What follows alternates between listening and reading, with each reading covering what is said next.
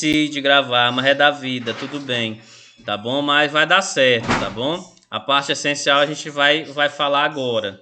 Espero. Deixa eu ver aqui. Vixe, agora apareceu até minha cara aqui, gente. Como é que eu faço para tirar minha cara Professor, daqui? Oi. o senhor é o rei da interpretação. O senhor tava falando um negócio, na hora que o senhor viu que não tava gravando, o senhor começou tudo de novo, como se nada tivesse acontecido. Pois é, cara, é a vida. Pois bem, ó, a Amanda tá te ouvindo também, viu? Ela vai ouvir quando eu postar, obviamente, o vídeo no YouTube, né? Bom, então, vamos passar ao gênero dramático. Depois eu faço, quando tiver faltando uns 10 minutinhos, eu faço um apanhado geral daquilo que nós vimos, tá bom? Até porque são aula um, 2, 3, né, de literatura e de artes, né, que vai cair no nesse simulado de vocês aí a partir da segunda-feira, né? Então, no gênero dramático, como eu antecipava a vocês, o Ariano Suassuna disse que não concorda muito com essa questão. Eu até comentei isso daí para vocês, eu não vou me alongar muito, né? Mas assim, na Grécia é onde nós temos talvez a maior parte, né, da produção de 3, 4 mil anos atrás, é o que nós temos que chegou até a gente no nossos dias atuais, é o que mais nós temos. Até porque os gregos eles tinham a perícia de poder escrever aquilo que eles produziam, né? Os nossos índios brasileiros, por exemplo, que na mesma época tinham suas próprias manifestações teatrais, voltadas talvez até mesmo com os mesmos elementos que os gregos, mas eles não tinham a escrita como parte fundamental, e logo infelizmente se perderam, não tem como a gente resgatar isso, né? Então aqui no caso brasileiro, o que nós vamos ter ou conhecer de produção de dramática é aquilo que a partir dos portugueses, né, que vieram lá e começa lá com os nossos com jesuítas que vieram evangelizar, se valeram de algumas peças teatrais tiradas da Bíblia para poder ensinar, né, como um elemento imagético, uma ferramenta pedagógica para poder ensinar ali o indígena como eu diria, a conhecer a sua história, a conhecer a história da Bíblia e a história da religião. Então foi uma ferramenta catequética. Então o que nós temos de referência para poder estudar em relação ao nosso teatro, de fato, o mais antigo que nós temos é o grego, por nós temos essas fontes, nós ter chegado até a gente essa fonte, nós lemos, inclusive, uma dessas fontes que foi justamente a tragédia da Medeia, né? Não sei se todo mundo leu completamente, pelo jeito, pelo que eu vi, algumas questões não leram, né, Medeia completamente, porque se não tinham descoberto do que estava tratando a história, e teve muitas questões lá alguma questão lá que não tinha como você errar. Mas muita coisa mudou desde esse surgimento da Grécia antiga, né, constantemente revisitada até os dias de hoje, seja em espetáculos que percorrem o país, em roteiros de cinema e televisão ou na produção de vídeos para a internet. São as características de gênero dramático que unem tantas possibilidades e veículos de representação da realidade. Ou seja, o gênero dramático, a sua função é basicamente representar. É representar. A função básica dele é essa representação. Ou seja, aquilo que o Aristóteles vai dizer que é a palavra representada. Tá bom? Deixa eu ver aqui. E assim, o gênero dramático, por excelência, ele também se faz, ele acontece de algumas formas diferentes também. Deixa eu passar. Tá aqui, gênero satírico. Pronto. Cadê o dramático, gente? Eita coisa. Pronto, dramático. Então, o gênero dramático ele se faz de outras formas, não somente de uma única. O texto dramático eu posso ter desde a tragédia, a comédia, eu posso ter a farsa, eu posso ter o alto, eu posso ter o monólogo. Tudo isso daí são elementos pertencentes, o jeito de se você utilizar, você concretizar o gênero dramático. Alguns são mais famosos do que outros, mas sempre tem a mesma função, tem o mesmo elemento, que é o texto voltado para a encenação. Então ali, né, até o gênero dramático a gente fala lá no sétimo ano, se não me engano, É sétimo? É, no sétimo ano nós começamos a falar sobre ele. Sexto ano a gente começa a falar também sobre o gênero dramático, né? Em que a função básica dele é de experienciar o que está sendo, o que foi vivido. Então ele dispensa o narrador. Tem peças, né? As peças que a gente faz na escola, as peças que são mais assim relacionadas à produção mais amadora, ela faz esse recurso, esse uso, né? Deixa eu só interromper, né? E esse uso do narrador, mas ele é dispensável, né? Eu não preciso ter narrador para uma peça dramática, para uma encenação dramática, uma vez que por definição, nós dizemos que o gênero dramático é a expressão literária ligada ao teatro. A palavra vem do grego drama e da sua origem era relacionado ao ato ao ato de realizar ou de representar algo. Qual é a origem, basicamente, do texto dramático? Ele surge daqueles festivais feitos ao deus Dionísio, a Báculo, tanto queira, se a gente está falando do grego ou do romano, né? Para os gregos é Dionísio, né? Para os romanos é Baco, né? Então, eles tinham essas manifestações, né? Uma vez no ano faziam essas dedicações em que o povo que participava desses eventos, eles se fantasiavam, né? Iam lá mascarados, bebiam, comiam, tinham orgias e outras mais lá, e se fazia esse dali. Era ao deus Baco, né? Que é o Dionísio, que era o deus dos vinhos, né? O Dionísio é uma coisa engraçada, que ele era o deus do comerciante e deus do ladrão, né? Ele era o Deus protetor do ladrão e dos comerciantes. Então é que nem você botar ali, né, uma raposa para cuidar de conta do galinheiro. É complicado. Bom, o teatro, então, é uma manifestação artística bastante adaptável a todo tipo de ambiente. Eu posso fazer o teatro desde uma praça pública. Não, isso daí foi com o segundo ano. Foi com o segundo ano. Não, terceiro ano que eu tinha. Eu acho que vocês conhecem a Jennifer, né? A Jennifer faz ou fez teatro, alguma coisa assim do tipo. E ela tem boa noção desse ponto ali. Não sei se algum de vocês conhece ou faz teatro, né? Propriamente dito. O SESI, ele tem algumas oficinas de teatro para amadores, que é muito boa, né? Isso daí, já tive uns 3 ou 4 alunos que são frutos de lá e assim eles entram e saem com a cabeça bacana, né? Sobre o que é de fato o teatro. Eu até recomendo a vocês. Até mesmo Professor, sobre o ponto de vista... Oi. eu nunca fiz teatro não, mas eu já fiz aula de atuação com um professor que ele mora no Canadá e ele tem mais de 20 anos de experiência. Pois é, isso ajuda muito na parte de interação, ajuda muito na parte de expressão, da pessoa saber se expressar, né? Então isso é algo bastante interessante, sem contar o valor cultural que ele implica, né? Bom, então é também uma forma de arte colaborativa, né? Porque na maioria das vezes sua concretização depende de várias pessoas, como o dramaturgo, que é o cara que escreve o texto, escreve a peça, os atores, que é quem vão dar a vida àquele texto, os diretores, que vão conceber todo o espetáculo, eles vão organizar aquelas cenas para fazer com que aquela cena ela flua da forma mais limpa possível, para que o espectador consiga captar a mensagem que está sendo dita naquela peça. E também os figurinos, né? Os figurinistas. Então há uma gama de pessoas, né? Infelizmente, eu sou muito assim crítico da nossa cidade que não temos um teatro. Até temos, né? Um teatro aqui na cidade, que é bem ali no Centro de Cultura. Aquela área tem um anfiteatro lá com um palco muito bom, mas é subutilizado. O espaço que é voltado, que tem o nome de Centro de Cultura, o que não tem lá é cultura, né? Só a Secretaria de Cultura que serve simplesmente como uma repartição pública. Mas elementos culturais, de fato, para fazer fenecer a cultura é muito mal utilizado, na verdade. Eu penso nesse sentido ali. E ali tem um anfiteatro que poderia ser melhor direcionado, poderia ser melhor usado pela população e pelos atores, né, artistas daqui locais também. E pela população de uma forma geral. Bom, então, a principal característica do texto teatral é a maneira como a ação é apresentada ao leitor, diretamente por meio das falas dos personagens. Não há, a princípio, narrador. Opa, o povo ali está na cozinha.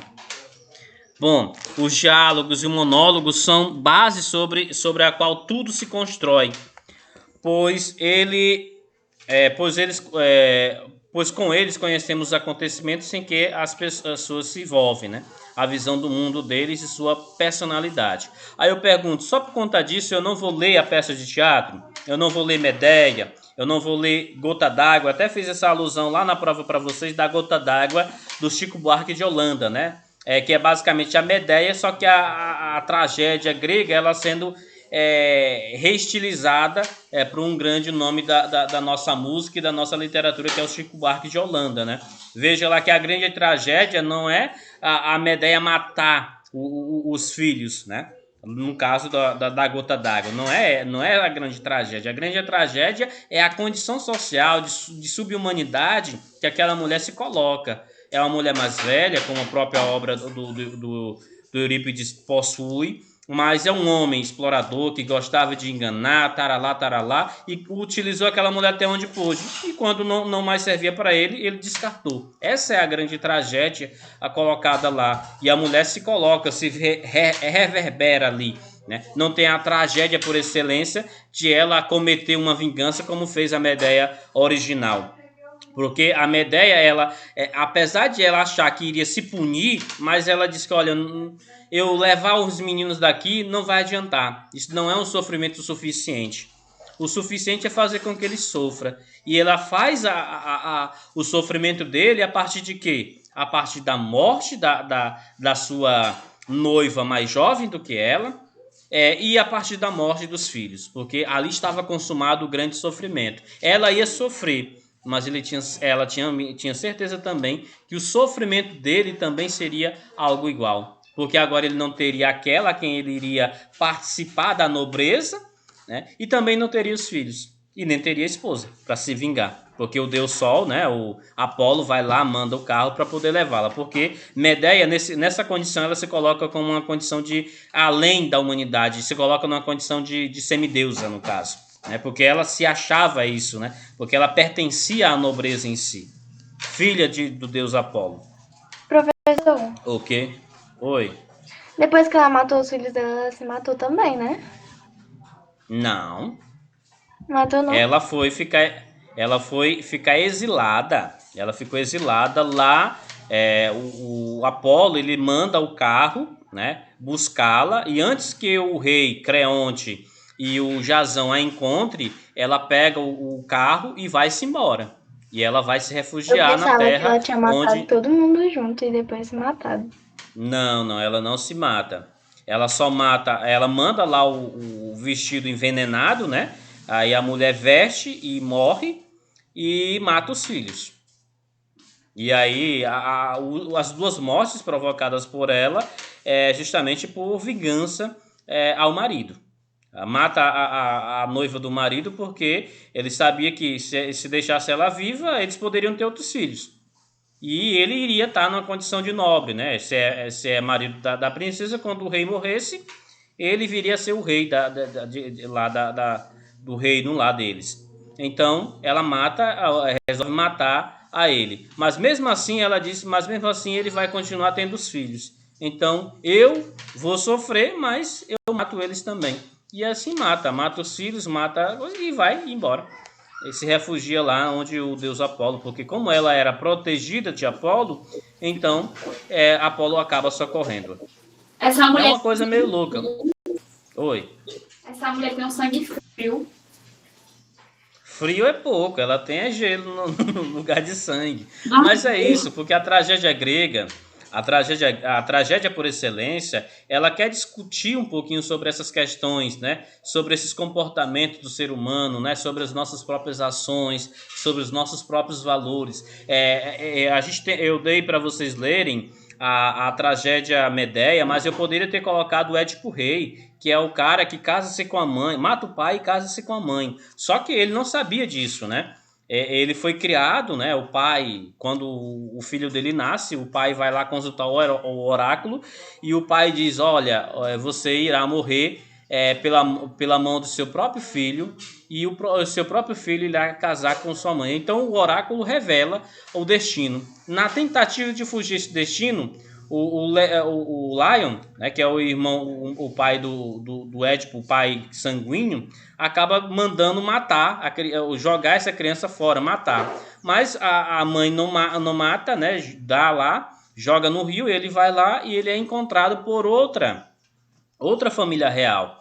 E quando ele cresce como se fosse ali filho daquele casal. E em um determinado momento colocam para ele que ele não seria filho daquele casal. Aí ele vai consultar o oráculo não quis dizer, né? Mas assim ele imprime ali o oráculo e o oráculo diz a verdade. Olha, você irá casar-se com o pai, casar-se com sua mãe e matar seu próprio pai. Só que ele acha que o pai dele, né, não era aquele pai adotivo. Então, para fugir desse destino, mais uma vez, o destino entra em voga. O nosso queridíssimo Édipo, ele foge, né? E nessa fuga ele acaba encontrando o seu pai sanguíneo e entra em um atrito lá e ele acaba matando o pai sanguíneo dele. E ele vai, se dirige, esqueço o nome das cidades, e lá tinha uma esfinge assolando, né, o povo daquela terra, e disseram que aquele que conseguisse derrotar a esfinge iria ter a rainha, a mão da rainha como para esposa, né? E ele viria a ser o rei.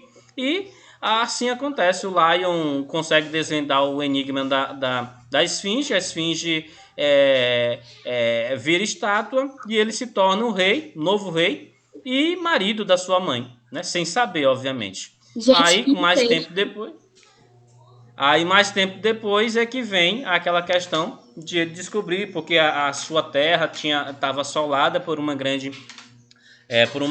praga, né? E ele queria saber qual era o motivo, né? E ele vai ao oráculo, e mais uma vez o oráculo tenta não revelar, mas ele imprime ali, revela o motivo, o oráculo de Delfos, e diz, olha, o motivo é o seguinte, porque o próprio rei, aliás, o motivo, na verdade, teria sido por conta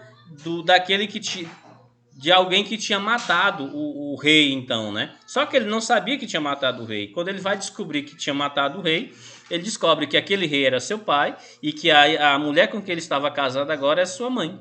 E aí ele já havia dito antes, né, que quando ele encontrasse o assassino do rei, ele iria condenar essa pessoa ao castigo eterno. E o castigo eterno seria ficar enclausurado numa caverna. E ao descobrir isso, o Édipo arranca seus próprios olhos. A mãe dele, né, que é então esposa, mata-se, né, com um punhal. E ele arranca seus próprios olhos e vai viver exilado numa caverna. E assim acaba a história. É uma tragédia. Tragédia não tem final feliz. É tragédia, o próprio nome já vem, né? Diferentemente da tragédia, a comédia, que aí a gente vai ver o outro tipo, né? A comédia, ela trabalha elementos bem menos elaborados. Que a classe social que está ali em voga não é a classe social mais baixa, sim, a mais alta, né? Não é a nobreza, não são os reis, não são grandes heróis, e sim a classe social mais baixa, né? As pessoas mais pobres, populares. Basta a gente pensar em comédia social logo com o Alto da Compadecida, né? Aí você vê tipo, populares, como é o caso do João Grilo e do Chicó, que são pessoas do povo, né, que eram subjugados, né, pelos mais ricos e que tinham sua esperteza uma única forma de poder sobreviver àquele tipo de exploração. Então aí vem, né, a comédia ela é bem menos elaborada e ela sai de uma situação difícil para uma situação feliz, né? O final dela é feliz, diferentemente da tragédia, que entra numa situação feliz e vai para uma situação infeliz. Talvez a tragédia mais conhecida seja a tragédia do Romeu e Julieta, né? Um exemplo dele que vocês devem conhecer com maior propriedade. Já as comédias brasileiras nós temos várias, o Alto da Compadecida, mas nós temos também outras comédias muito conhecidas também, como é o caso dos Altos, da Barca do Inferno, da Barca do Céu, o Velho da Horta e outros mais que também são muito conhecidos na literatura de língua portuguesa. No caso brasileiro, a gente tem o Noviço Rebelde, o Juiz de Paz na Roça, Noviço Rebelde não, né? O Noviço, né? O Noviço o Noviço Rebelde é da literatura inglesa, né? Do lá de Shakespeare, né? Como diz o professor de inglês aí. Ok? E aí a gente tem na história em si, nós temos várias obras que nós podemos assim colocar. Então, de forma geral, já nos meus 9 minutos finais aqui já, eu quero retomar vocês e retomar para a Amanda também essa parte, né?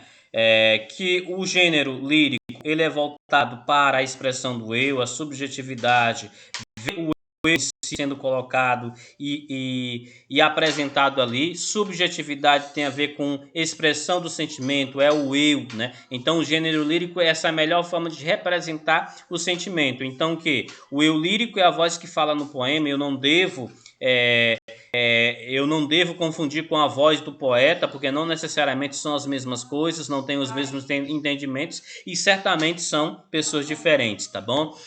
Outro ponto que a gente deve colocar que no gênero lírico ele vai além de ser escrito em versos, ele vai além de ter a colocação de rimas, porque tem muita gente que associa poesia com isso, de escrever em forma de verso e acrescentar rimas ali. E poema não é isso, é a expressão do eu. Então o lírico exprime o sentimento, né? E isso não deixa, obviamente, de ter a crítica, de ter reflexões profundas também.